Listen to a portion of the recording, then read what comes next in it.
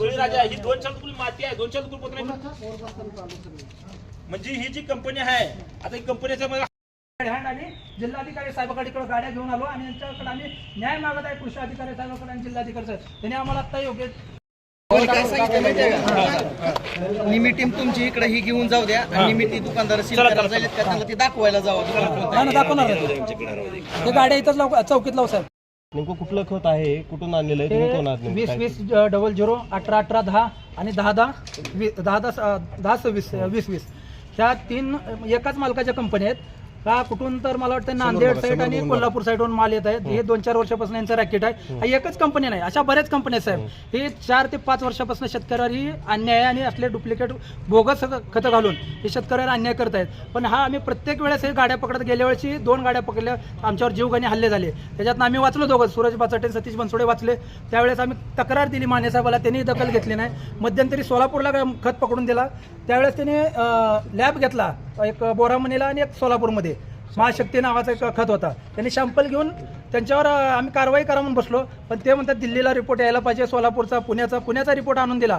ते म्हणतात ते रिपोर्ट तुमचे ओरिजिनल नसतात, आम्ही आणलेले तेच खरे. मग हे कुठं तर कृषी अधिकारी मॅनेजर आहेत का, हा सगळ्यात मोठा सवाल आहे आमचा.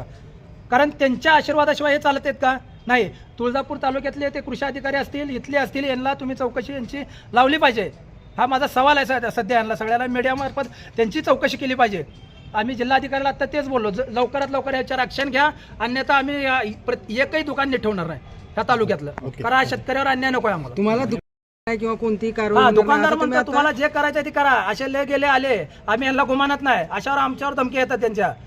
ठीक आहे, मग आता अशा किती येऊन गेले ना, अशा आम्ही कितींदा सुटलो असं आमच्यावर हे करतो. तुम्ही खरेदी केलं, पकडलं काय ह्याच्यासाठी? डायरेक्ट आम्ही पैसे देऊन खरेदी केलं साहेब. ह्याच्यासाठी 5 लाखापर्यंत आम्ही किंमत त्यांना मोजले, 50,000 त्यांना ऍडव्हान्स दिले, 5 लाख कॅश दिले त्यांना. एवढं कशासाठी घेतलं? आम्ही पकडण्यासाठी घेतलं साहेब. आम्ही क्लिअर सांगतो, यांना पकडायचंच होतं आम्हाला. त्यासाठी आम्ही सगळ्या शेतकऱ्यांनी जमा करून पैसे आम्ही हा घेतला, कारण असं सापडत नव्हते आम्हाला. कारण असं पकडायला गेलं तर आमच्यावर गुन्हे दाखल केले त्यांनी. आता जिल्हाधिकाऱ्यांनी तुम्ही भेट घेतलेली, जिल्हाधिकाऱ्यांनी तुम्हाला याबद्दल काय संदर्भ जिल्हाधिकारी साहेबांनी आम्हाला त्यांनी सांगितलं, व्यवस्थित सांगितलं की आम्ही त्यांच्यावर योग्य ती कारवाई करू. आता त्यांनी टीम पाठवतात त्या दुकानदारावर आणि त्या व्हर्टीच्या दुकानदारावर योग्य ती कारवाई करून त्यांना जास्तीत जास्त शिक्षा करण्याचा करून त्यांना न्याय देऊ असं आम्हाला त्यांनी सांगितलं. नेमकं या प्रकरणामध्ये पावत्याचं काय? पावत्याचं कारण म्हणजे तुम्हाला ही दाखवतो पावती, कारण मी पावती त्यांना ओरिजिनल मागितली, त्यांनी ओरिजिनल पावती देत नाहीत. आणि मला असं कळालं, कारण बरेच शेतकरी 5 वर्षापासून यांचं जी सुळसुळाट चालू आहे, ही रॅकेट मोठा आहे, ही बारकं रॅकेट नाही. त्यांनी पावत्या काय करतात, असं साध्या पावत्या देतात. आणि आता 500 पोत्याची आम्ही मागणी केलो होतो, 50,000 त्यांना फोनपे टाकलेत आणि त्यांनी काय केलं, साधी पावती दिलेत, त्यांनी ओरिजिनल पावती दिली नाहीत.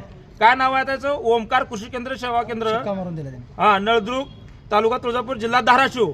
कारण ही नळदुर्गा बी आहे त्याची शाखा आणि अंदुरा बी आहे. माझं म्हणणं एकच आहे, आता ही जी खात आहे ह्याचा सॅम्पल काढायची दुकुल गरज नाही, डायरेक्ट त्याच्यावर फौजदारी झाली पाहिजे, त्या दुकानाला सील पडलं पाहिजे, त्या कंपनीवाल्यावर दुकुल फौजदारी झाली पाहिजे, त्याच्यावर दुकुल सील पडलं पाहिजे.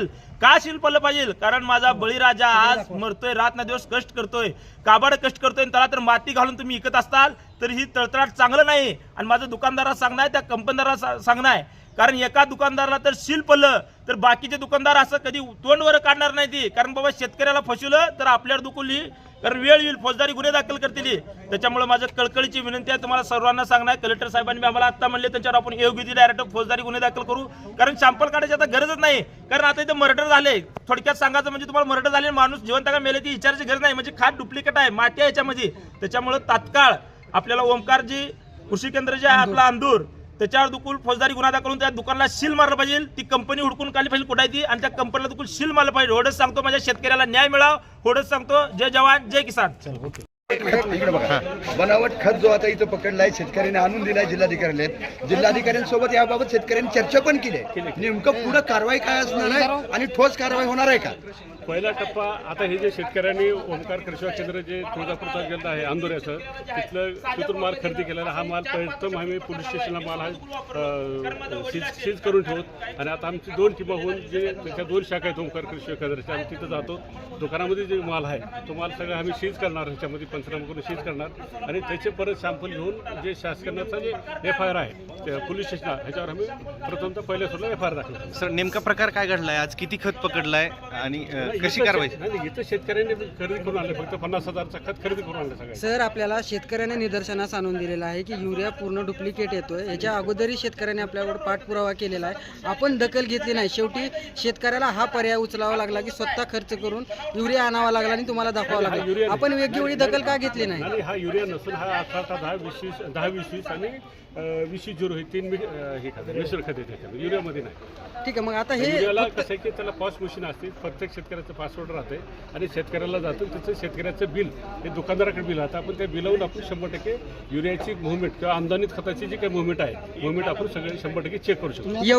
योगायोग झालाय की फक्त एवढा पकडण्यात आलेला, ह्याच्यापेक्षा जास्त मोठं रॅकेट असू शकतो. यावरती आपण कशी कारवाई करणार आहोत? आता प्रथम तर आता दोन्ही दुकानाचं जे पंचनामा करून जाय जो माल आहे तो माल सील करणार आणि पुढे त्या दुकानदारावर ही अनुदानित आहे का? कंपनीवर